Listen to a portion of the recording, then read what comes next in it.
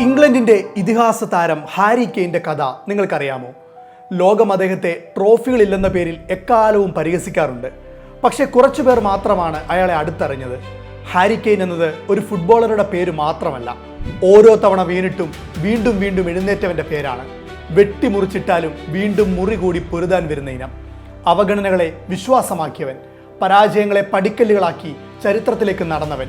അയാളുടെ കഥ ഒരു സ്ട്രൈക്കറുടെ കഥയല്ല, ഒരു ഗോൾ മെഷീന്റെ കഥയുമല്ല. ഓരോ ദിവസവും സ്വന്തം വിധിയോട് യുദ്ധം ചെയ്ത, പരാജയങ്ങളെ ചിരിച്ചുകൊണ്ട് നേരിടാൻ ലോകത്തെ പഠിപ്പിച്ച ഒരു പൂർണ്ണനായ യോദ്ധാവിന്റെ കഥയാണ്.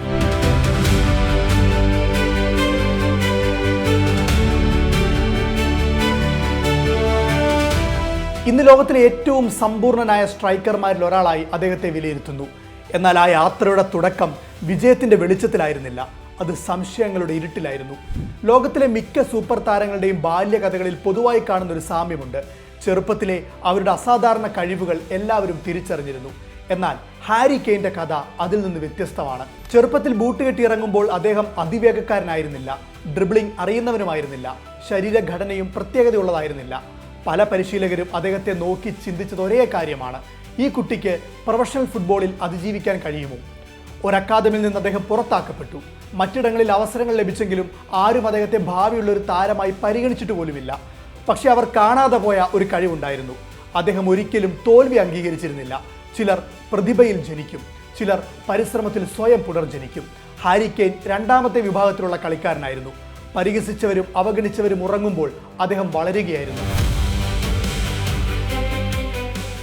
ടോട്ടൻഹാം ഹോട്ട്സ്പറിന്റെ അക്കാദമിയിൽ എത്തിയപ്പോൾ പോലും അദ്ദേഹം ടീമിലെ ഏറ്റവും വലിയ താരമായിരുന്നില്ല. അദ്ദേഹത്തെ പല ക്ലബ്ബുകളിലേക്കും ലോൺ അടിസ്ഥാനത്തിൽ അയച്ചിട്ടുമുണ്ട്. അവിടെ സ്റ്റേഡിയങ്ങൾ നിറഞ്ഞിരുന്നില്ല, ക്യാമറകളൊന്നും ഉണ്ടായിരുന്നില്ല, ലോകം അദ്ദേഹത്തെ ശ്രദ്ധിച്ചിരുന്നില്ല. എന്നാൽ ഓരോ മത്സരവും അദ്ദേഹത്തിന് ഒരു പരീക്ഷ പോലെയായിരുന്നു. പരാജയപ്പെട്ട ദിവസങ്ങളിൽ പോലും പരിശീലനം അദ്ദേഹം നിർത്തിയിരുന്നില്ല. ഗോൾ കിട്ടാത്ത മത്സരങ്ങളിൽ പോലും ഷൂട്ടിംഗ് പരിശീലനം നിർത്തിയിരുന്നില്ല. ബെഞ്ചിലിരുന്ന ദിവസങ്ങളിലും അദ്ദേഹം സ്വപ്നം കാണുന്നത് അവസാനിപ്പിച്ചില്ല. ഇതാണ് ഹാരി കെയ്ന്റെ ജീവിതത്തിലെ ഏറ്റവും വലിയ രഹസ്യം. ഒരു സ്ട്രൈക്കർ അല്ല, ഒരു ഫുട്ബോൾ ശാസ്ത്രജ്ഞനാണ് ഇന്ന് ഹാരി കെയ്ൻ. പലർക്കും ഒരു സ്ട്രൈക്കർ എന്നാൽ ബോക്സിനുള്ളിൽ നിൽക്കുന്ന ഒരു ഗോൾ വേട്ടക്കാരനാണ്. പക്ഷേ ഹാരി കെയ്ൻ ആ നിർവചനങ്ങളെല്ലാം തകർത്തു. അദ്ദേഹം പന്ത് വാങ്ങാൻ മധ്യനിരയിലേക്ക് ഇറങ്ങും, അവിടെ നിന്ന് ആക്രമണം ആരംഭിക്കും, അസിസ്റ്റ് നൽകും, വീണ്ടും ബോക്സിലേക്ക് ഓടിയെത്തി ഗോൾ നേടും. ഇത് വെറും കഴിവല്ല, കളിയിലെ ശാസ്ത്രീയ ബുദ്ധിയാണ്. ഓരോ ഡിഫൻഡറും എവിടേക്ക് നീങ്ങുമെന്ന് അദ്ദേഹം മുൻകൂട്ടി ചിന്തിക്കും. പന്ത് വരുന്നതിന് മുമ്പേ അടുത്ത തീരുമാനം എടുത്തിരിക്കും.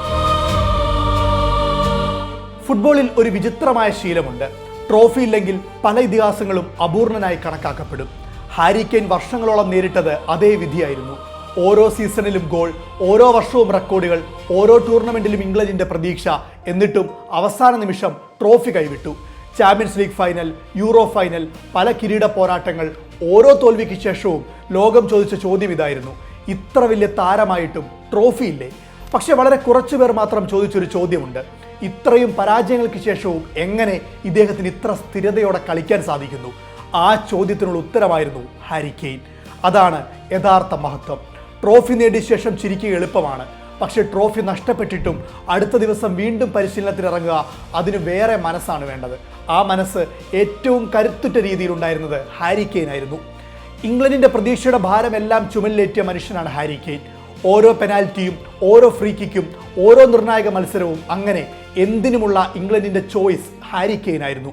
വിജയിച്ചാൽ നായകൻ, പരാജയപ്പെട്ടാലോ കുറ്റവാളി. ഇത്ര വലിയ സമ്മർദ്ദത്തിൽ ജീവിക്കുന്നത് എത്ര ബുദ്ധിമുട്ടാണെന്ന് പുറത്തുനിന്ന് കാണുന്നവർക്ക് മനസ്സിലാക്കുക എളുപ്പമല്ല. പക്ഷെ ഒരിക്കലും അദ്ദേഹം ആരെയും കുറ്റപ്പെടുത്തിയിരുന്നില്ല. പരാജയത്തിന് ഉത്തരവാദിത്തമെല്ലാം എല്ലായ്പ്പോഴും ആദ്യം സ്വയം അദ്ദേഹം തന്നെ ഏറ്റെടുത്തു. അതുകൊണ്ടാണ് അദ്ദേഹം ക്യാപ്റ്റനായത്. ആംബാൻഡ് ധരിച്ചതുകൊണ്ട് മാത്രമല്ല, ആ ഉത്തരവാദിത്തം അദ്ദേഹം തൻ്റെ ജീവിതമാക്കി മാറ്റിയ ട്രൂ ലീഡറായി. ഫുട്ബോളിൽ ചിലർ മൈതാനത്ത് അസഭ്യം പറയും, ഉറക്കെ അലറും, ചിലർ എതിർ കളിക്കാരുമായി ഏറ്റുമുട്ടും, ചിലർ മാധ്യമങ്ങൾക്ക് മുന്നിൽ വലിയ പ്രസംഗങ്ങൾ നടത്തും. ഹാരി കെയ്ൻ അങ്ങനെയൊന്നുമായിരുന്നില്ല. അദ്ദേഹം അധികം സംസാരിക്കാറില്ല, വലിയ ബഹളങ്ങളില്ല. പക്ഷെ കളിക്കുമ്പോൾ ഓരോ നീക്കവും ഒരു സന്ദേശമായിരുന്നു. ടോട്ടൻഹാമിൽ ഹാരി കെയ്ൻ ഒരു ഇതിഹാസമായിരുന്നു. എന്നാൽ ജീവിതത്തിൽ ചില തീരുമാനങ്ങൾ വികാരങ്ങൾക്കപ്പുറം എടുക്കേണ്ടി വരും. വർഷങ്ങളോളം സ്വന്തം ക്ലബിന് വേണ്ടി എല്ലാം നൽകിയ മനുഷ്യൻ ഒടുവിൽ പുതിയൊരു വെല്ലുവിളി സ്വയം തിരഞ്ഞെടുത്തു. ബേൺ മ്യൂണിച്ചിലേക്ക് മാറിയപ്പോൾ ചിലർ വിമർശിച്ചു. ചിലർ പറഞ്ഞു ട്രോഫിക്ക് വേണ്ടിയാണ് കെയ്ൻ പോകുന്നതെന്ന്. അതെ, അദ്ദേഹം ട്രോഫിക്ക് വേണ്ടി തന്നെയാണ് പോയത്. അതിനൊരു ലജ്ജയുമില്ല. ഒരു കലാകാരൻ തൻ്റെ കലയുടെ ഏറ്റവും വലിയ വേദി തേടുന്നത് പോലെ ഒരു ഫുട്ബോളർ തൻ്റെ കരിയറിൻ്റെ പൂർണ്ണത തേടുന്നതും സ്വാഭാവികമാണ്. ഹാരി കെയ്ൻ്റെ ജീവിതം നമ്മോട് പറയുന്നത് ജീവിതത്തിൽ എല്ലാവർക്കും കഴിവ് ലഭിക്കണമെന്നില്ല. പക്ഷേ എല്ലാവർക്കും പരിശ്രമിക്കാൻ കഴിയും. എല്ലാവർക്കും വിമർശനം നേരിടേണ്ടി വരും. പക്ഷേ എല്ലാവർക്കും അതിനെ ഇന്ധനമാക്കാൻ കഴിയില്ല. ഹാരി കെയ്ൻ തൻ്റെ ജീവിതം കൊണ്ട് നമ്മെ പഠിപ്പിച്ചത് ഇതാണ്. ലോകം നിങ്ങളെ വില കുറച്ചു കാണാം, നിങ്ങളെ പരിഹസിക്കാം, നിങ്ങളുടെ പരാജയങ്ങൾ ഓരോന്നോരോന്നായി എണ്ണാം. പക്ഷെ നിങ്ങൾ ഓരോ ദിവസവും ഇന്നലെയേക്കാൾ മെച്ചപ്പെട്ട മനുഷ്യനാകാൻ തീരുമാനിച്ചാൽ ഒരു ദിവസം അതേ ലോകം നിങ്ങൾക്കായി എഴുന്നേറ്റ് നിന്ന് കൈയടിക്കും. ഇന്ന് ഹാരി കെയ്ൻ്റെ ഗോളുകളുടെ എണ്ണം ചരിത്രത്തിലുണ്ട്, റെക്കോർഡുകൾ ചരിത്രത്തിലുണ്ട്. എന്നാൽ വരും തലമുറകൾ ഓർക്കുക ഗോളുകൾ മാത്രമാവില്ല. അവർ ഓർക്കുക നിരാകരിക്കപ്പെട്ടിട്ടും സ്വപ്നം ഉപേക്ഷിക്കാത്ത ആ മനുഷ്യനെയായിരിക്കും. പരാജയപ്പെട്ടിട്ടും പോരാട്ടം നിർത്താത്ത ഹാരി കെയ്ൻ എന്ന യോദ്ധാവിനെ ആയിരിക്കും. ലോകം പരിഹസിച്ചിട്ടും പുഞ്ചിരിയോടെ അടുത്ത മത്സരത്തിനിറങ്ങിയ കളിക്കാരനെയാകും. കാരണം യഥാർത്ഥ ഇതിഹാസങ്ങൾ എല്ലായ്പ്പോഴും വിജയികളല്ല, അവർ ഒരിക്കലും കീഴടങ്ങാത്തവരാണ്.